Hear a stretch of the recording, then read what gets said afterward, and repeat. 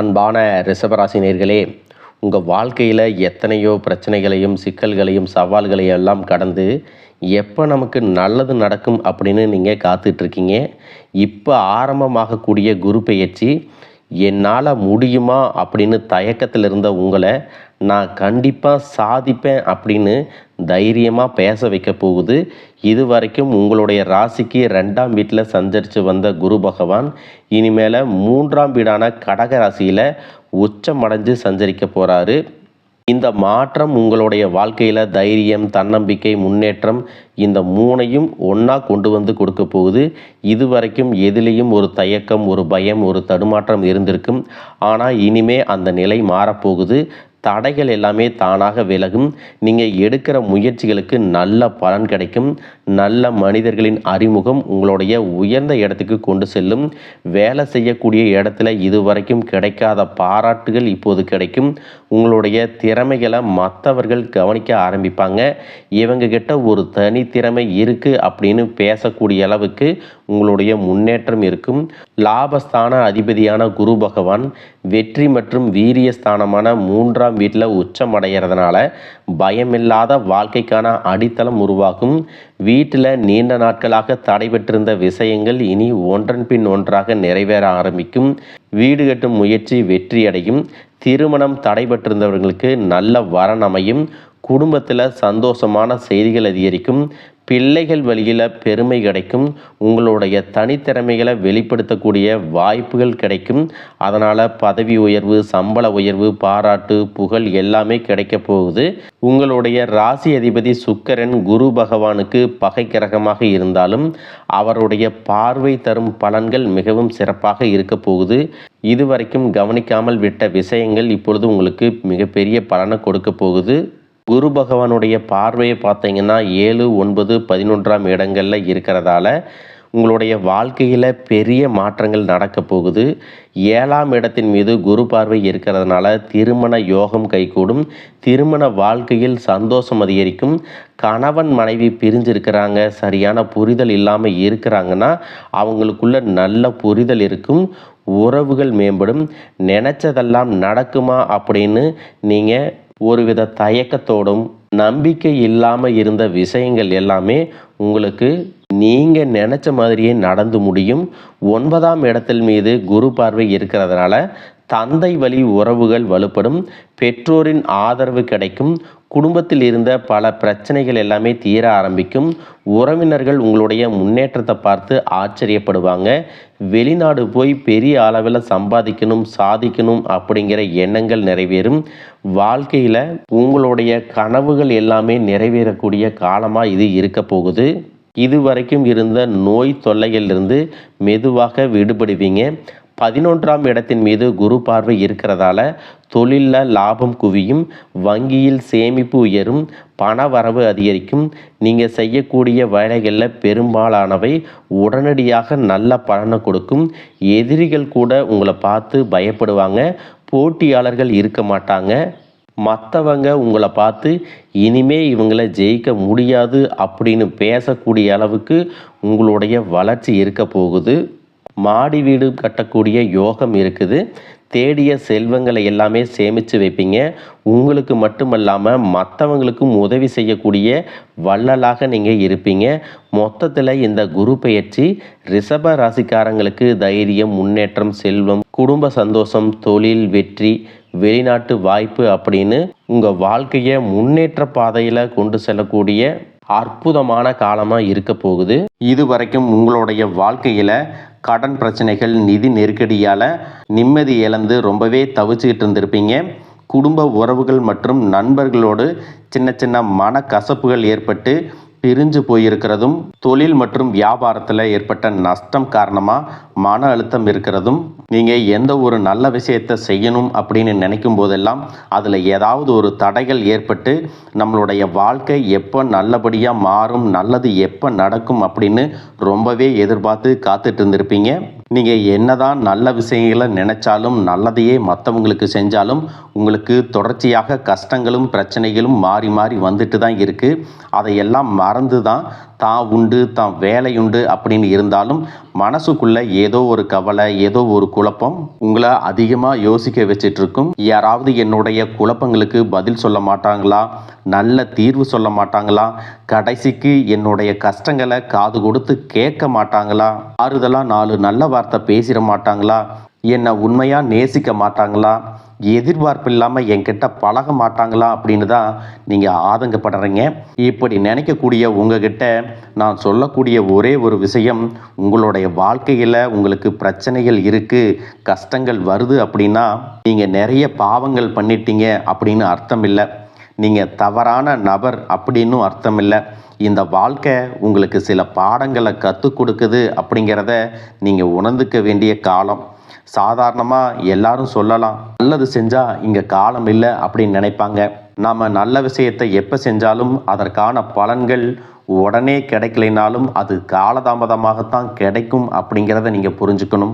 இப்போ வரைக்கும் நீங்கள் எப்படிப்பட்ட கஷ்டமான சூழ்நிலையில் இருந்தாலும் சரி, அதுவெல்லாம் நிரந்தரம் கிடையாது. உங்கள் வாழ்க்கை இன்னும் முடிஞ்சிடலை அப்படிங்கிறத நீங்கள் ஞாபகத்தில் வச்சுக்கணும். இப்போ உங்கள் வாழ்க்கையில் இருக்கக்கூடிய கடன் பிரச்சனையோ, கணவன் மனைவி பிரிவோ, அல்லது காதல் தோல்வியோ, அல்லது வேலை இல்லாமல் கஷ்டப்படுறதோ, இது மாதிரி உங்கள் வாழ்க்கையில் உங்களை சுற்றி நடக்கக்கூடிய எல்லா விஷயங்களும் உங்களை அழிக்கிறதுக்காக வரல, உங்களை மாற்றுறதுக்காக வந்திருக்கு. ஒரு புதுவிதமான வாழ்க்கையை எதிர்காலத்தில் நீங்கள் வாழ போகிறீங்க. அதுக்கான ஒரு அடித்தளமாக தான் இதை நீங்கள் எடுத்துக்கணும்.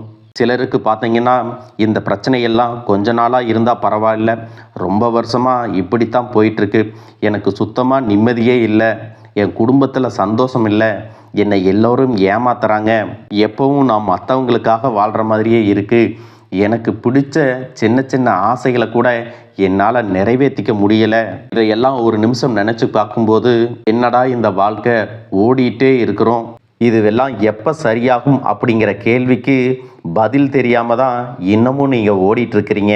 சில பேர் தன்னுடைய படிப்புக்கு சம்மந்தமே இல்லாமல் குறைவான சம்பளத்தில் தன்னுடைய குடும்ப கஷ்டத்துக்காக ஏதாவது ஒரு வேலையை செஞ்சுட்டு இருந்திருப்பீங்க. உங்களுடைய மனசுக்கு பிடிச்ச மாதிரியான நல்ல வேலை அதிகமான சம்பளத்தோடு கிடைக்க போகுது. அதே நேரத்தில் அந்த வேலையில் சில சவால்களை எல்லாம் கடந்து வந்தீங்கன்னா சில மாதங்களுக்கு பிறகு உங்களுக்கு பதவி உயர்வும் கிடைக்க போகுது.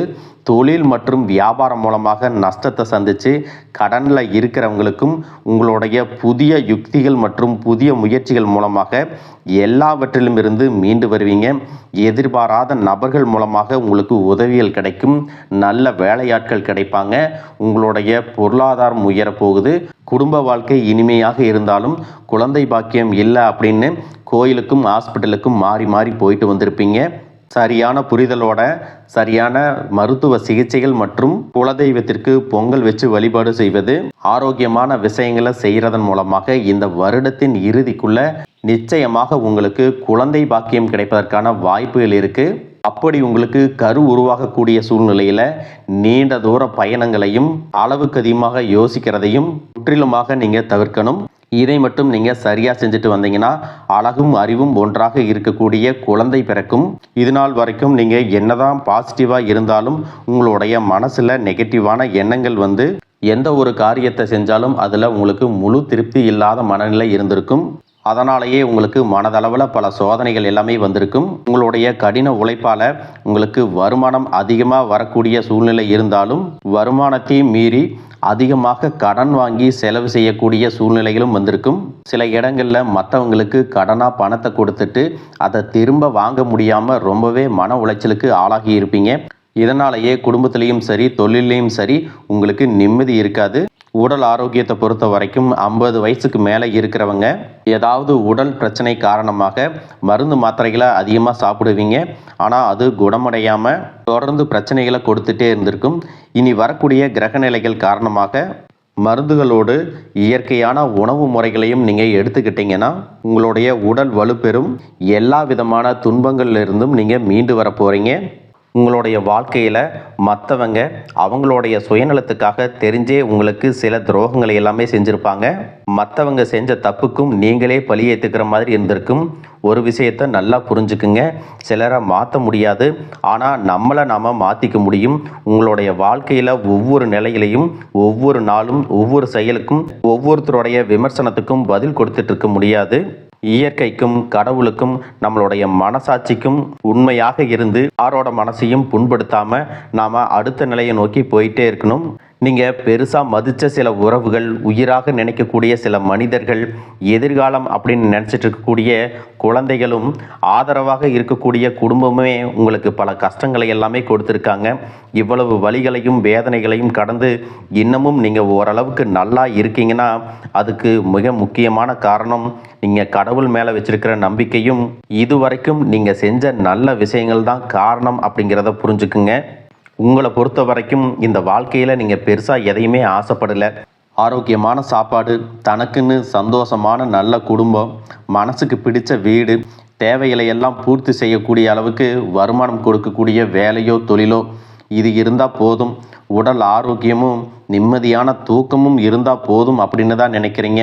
உங்களுக்கு இந்த அடிப்படையான விஷயங்கள் ஓரளவுக்கு கிடைச்சாலும் மனசில் நிம்மதி இல்லாததுனால உங்கள் முகத்திலையும் தேஜஸ் இல்லை. இதுக்கப்புறமாவது இந்த வாழ்க்கையை நல்லா என்ஜாய் பண்ணணும் அப்படின்னு நீங்கள் ரொம்பவே நம்பிட்டு இருக்கீங்க. எதை செய்ய போனாலும் ஏதாவது ஒரு தடைகள் வந்து உங்களுடைய வாழ்க்கையை முடிக்கிற மாதிரி இடைஞ்சலாக இருந்திருக்கும். இக்கட்டான நேரத்தில் யாராவது எனக்கு சின்ன ஒரு உதவி செய்ய மாட்டாங்களா, என்னை கை கொடுத்து தூக்கி விட மாட்டாங்களா அப்படின்னு எத்தனையோ முறை கடவுள்கிட்ட நீங்கள் வேண்டுதலாக வச்சுருப்பீங்க. உங்களுடைய அத்தனை வேண்டுதல்களும் இனி பலிக்க போகுது. இது வரைக்கும் வாடகை வீட்டில் இருந்திருப்பீங்க. அதனாலேயே உங்களுக்கு திருமணம் சில நேரங்களில் தடைபட்டிருந்திருக்கும். அதை நேரடியாக சொல்லாமல் ஜாதகம் சரியில்லை, பொருத்தம் இல்லை, அரசாங்க வேலை இல்லை, பெற்றோர்கள் சரியில்லை அப்படின்னு ஏதோ ஒரு காரணத்தை சொல்லி தட்டி கழிச்சிட்டு போயிருந்திருப்பாங்க. நீங்களாக காதலிச்சா கூட அவங்களும் ஏதாவது ஒரு சந்தர்ப்பத்தில் எங்கள் அப்பா அம்மா ஒத்துக்கலை, உனக்கு என்ன பிடிக்கல அப்படின்னு கடைசி நேரத்தில் ஏமாற்றிட்டு போகக்கூடிய சூழ்நிலையும் இருந்திருக்கும். இனி வரக்கூடிய காலங்களில் உங்களுக்கு நல்ல வேலை வாய்ப்பு அமையும் பொழுது அந்த இடத்துல உங்களுடைய திறமைகளுக்கு மதிப்பு கொடுப்பாங்க. உங்களுடைய நிர்வாகத்திறன் மற்றும் தலைமை பண்பு அதிகரிக்கும். மற்றவங்க மதிப்பும் மரியாதையும் வைக்கிற மாதிரியான செயல்களை செய்வீங்க. துணிச்சலான முடிவுகளை எடுப்பீங்க. இது வரைக்கும் பொது இடங்களில் நல்ல விஷயங்களை செய்கிறதுக்கு கொஞ்சம் தயங்கி நின்று இருப்பீங்க. ஆனால் அப்புறமாக நீங்கள் துணிஞ்சு செய்ய போகிறீங்க. இதன் காரணமாக உங்களுக்கு போட்டியாளர்கள் யாருமே இருக்க மாட்டாங்க. எதிரிகள் யாரும் குறுக்க வர மாட்டாங்க. உங்களுடைய முன்னேற்றத்தை தடுத்து நிறுத்த இங்கே யாரும் இருக்க மாட்டாங்க. புதனும் சுக்கிரனும் உங்களுடைய பேச்சு திறமைக்கு காரணமாக இருக்க போகிறாங்க.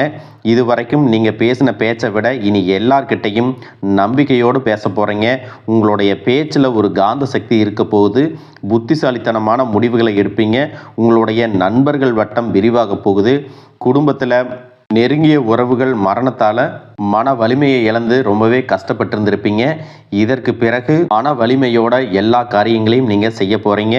உங்களுக்கு நல்ல வாழ்க்கை துணை அமைய போகிறாங்க. அதுவும் கை நிறைய சம்பளம் வாங்கக்கூடிய அழகான வாழ்க்கை துணை அமைவாங்க. உங்களுடைய 2 பேருடைய வருமானமும் உங்கள் குடும்ப பொருளாதார சூழ்நிலையை உயர்த்த போகுது. திருமணம் முடிஞ்சதுக்கு அப்புறம் புதிதாக உங்களுக்கு சொந்த வீடு, வாகனம் எல்லாமே சாத்தியமாகும். வெகு விரைவிலேயே நீங்கள் நினைச்ச மாதிரியான வாழ்க்கையை நீங்கள் வாழ போகிறீங்க. நீண்ட காலமாக உங்கள் குடும்பத்தில் வாழ்க்கை துணையின் உறவுகள் மூலமாக நிறைய பிரச்சனைகள் எல்லாமே சந்திச்சுட்டு வந்துட்டுருப்பீங்க.